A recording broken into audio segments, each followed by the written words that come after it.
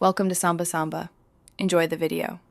In this video, I will explain how to open your Sumo spray bottle. To begin, find the nozzle at the very top of the bottle. You will notice markings indicating OFF or stop. Gently grasp the nozzle and turn it counterclockwise.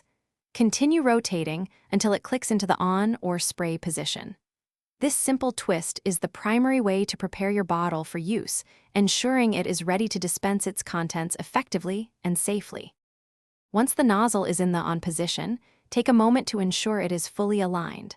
Sometimes, there might be a small plastic safety tab or a protective seal around the bottle's neck or trigger. Carefully remove any such tabs or seals. These are designed to prevent accidental spraying during transport.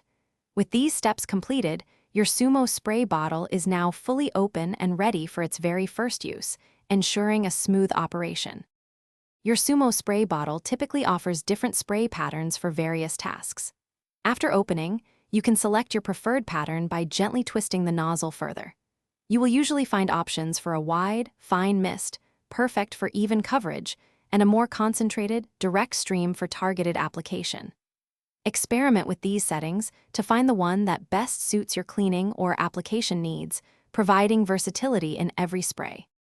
If you encounter any issues during your first use, don't worry.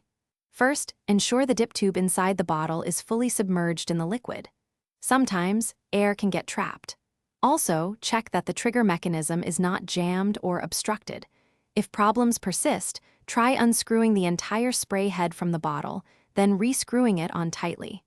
This often resolves minor airlock issues, getting your bottle ready to spray efficiently. Thanks for watching. Consider subscribing if we helped you.